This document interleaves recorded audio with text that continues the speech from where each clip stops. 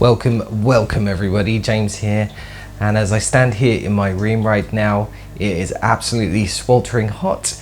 The temperature is around 26 degrees, give or take, in the room at the moment, and that's what we're talking about today. So just how to cool down aquariums. So as I said, the room is really hot at the moment. Naturally I have lights on at the moment, so it's probably not helping the situation, but being that I have a racking system here with lots of tanks, I have lights from the bottom and all that heat is rising to the top of my aquarium. So ultimately the aquarium behind me tends to get a lot hotter than the ones down below. But what we're talking about today really is how to cool a aquarium. Now there's lots of different methods to this online. I do not claim to be any kind of expert on this. This is more just talking about my findings and things that work for me and things that I've observed others doing. Whether they're right or wrong is your own opinion, so it's always worth trying them out. Maybe do a bit of research before you give things a go, but yeah, that's essentially what we're doing today, so let's get to it. Right, before we get started, if you haven't already, please hit that subscribe button so you don't miss out on any future videos. I put out weekly videos on all of my fish keeping antics, so hopefully there's something for anyone. Right, let's get to it. All right then, so first of all, let's address the elephant in the room, which is, do you really need to address the temperature situation in days when it gets really hot? Now for me, this is a personal perspective maybe, but I find that if you look at nature as your perfect example, habitats in the wild, as with anywhere in the world, the temperatures tend to fluctuate during periods of the day. So generally, say the rivers or streams or oceans of wherever our fish come from, in the hotter days of the years tend to get quite warmer during the peaks of the day, and then they tend to drop in the evenings. Now some habitats, especially many in the tropical areas, can actually get lower than you think. So although it's recommended that we keep our aquariums at sort of a 24 average sort of degree Celsius, some people have it a little bit higher, some people have it a little bit lower, but as we keep it there, most people would think, oh Christ, you know, I've got to keep it there, otherwise if it goes too high then my fish are all going to die.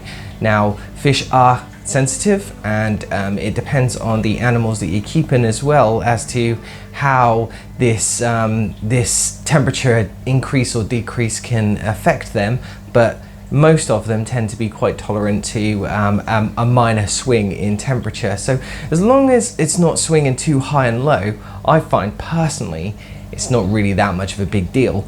But if you do have a situation where your house or your fish room or whatever, for example, is starting to get that temperature that goes through the roof, then that's when we need to address it. So here's a few different ways that I found that you can do this. All right, so one way that people sort of talk about is using ice cubes. Now I might think of a really random thing here to put ice cubes in your aquarium, but many people do that. So they'll take some ice cubes that they've already done in the freezer, stick them in maybe a polythene bag or a sandwich bag or something like that. Make sure that it's kind of watertight, just so that frozen water doesn't leak into the aquarium, and then just plop it into the tank water, leave it for a little while, and then it will naturally start to cool down the water. Now one thing that I would advise with this method, this also goes the same with bottles. So some people fill up a bottle and either stick it in the freezer again, or fill it with cold water and then just put it on the top of the water, let it float in there, and again the temperature will change.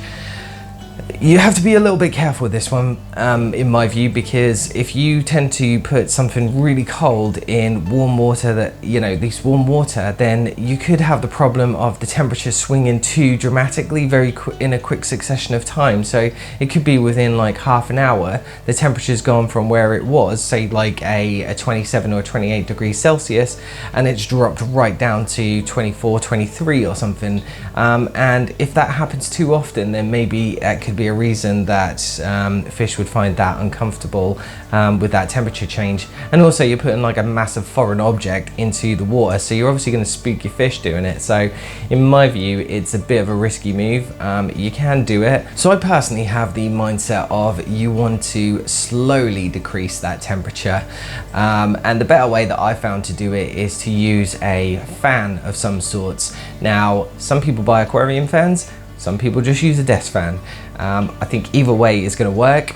The only advantage from my experience that I've had is that using a desk fan, I found, especially in a racking system like I've got here, is a bit of a pain in the ass to put either at the top here and I've got to somehow mount it to a wall to get to this tank. Whereas aquarium fans, at least then you can clip them on, or you can get like USB clipped fans and stuff. They all do the same sort of thing, but aquarium fans, for me, it's just been the better option. I've tried the other methods and I found them a bit difficult. They weren't impossible, but they were a bit difficult. So yeah, and I find that the temperature with them sort of decreases at a bit more of a slower pace. With the aquarium fans that I've got on my reef tank behind me, there's about 6 mini fans, and I put the temperature on about 3 hours ago, and the temperature in that tank had got up to 28 degrees. So I had that on for 3 hours and it's now gone down to 26.5. So I think that that's a bit of a better way of doing it, because it's not a dramatic change. It's a bit more of a slow thing. It's kind of like acclimation really. If you're introducing new fish into your tank, a lot of people use the drip acclimation method because it's a slower process, so it means the fish have a little bit more time to get used to.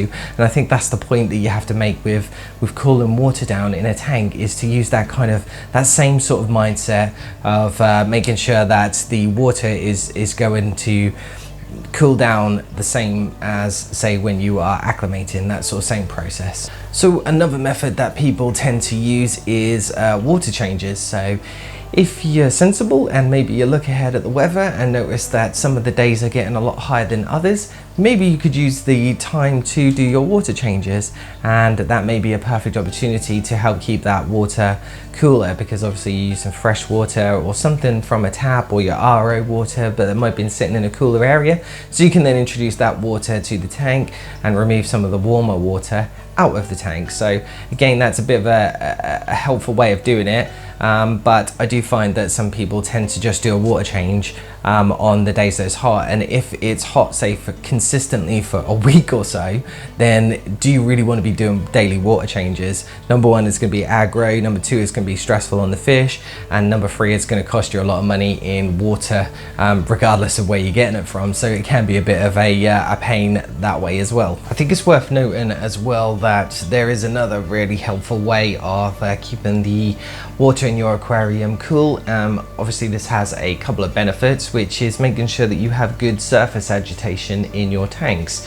So what I mean by that is at the top of the water in your aquarium, as long as there's a good ripple on it or something like that, then that is going to create oxygen, but it's also going to help keep the water cool.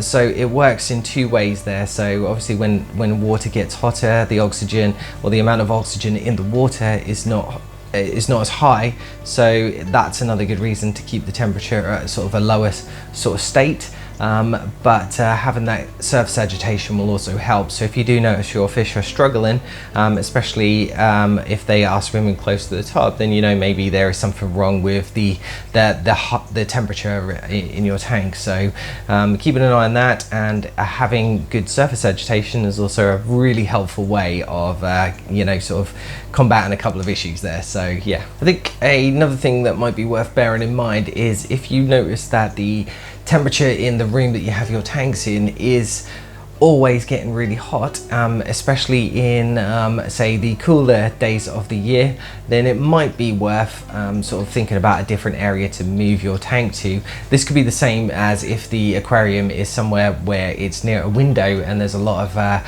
sunlight coming through into the house or the room, then that could be a bit of a problem, not only for, say, algae, if you don't like that sort of thing, then that could cause a lot of problems for you there. So it might be worth factoring in moving your tank around, if you can, somewhere where it's a little bit cooler for your fish. Might as well address the last one, which is probably to just keep your aquarium lights off. So if you've got them on and it's a really hot day, maybe switch the lights off, especially if you're not in the room and actually looking at your tanks. For the most part, your fish don't need the sort of the bright light in the tank to swim around. Aquarium lights are more for our purposes, to sort of see what's in the tank, and obviously they help with plant growth, but they are not the be all and end all in an aquarium. And a lot of lights these days, tend to generate a hell of a lot of heat, so keeping them off is one great way of keeping that temperature down. So one last thing I want to address is, it seems to come up in all the forums on social media, as it tends to do when you get a topic like this and all the experts come out. But one thing that I wanted to address really is the big question of, I have a heater in my aquarium, the temperature is going through the roof, so should I turn it off or not? And for the most part, the answer should be no.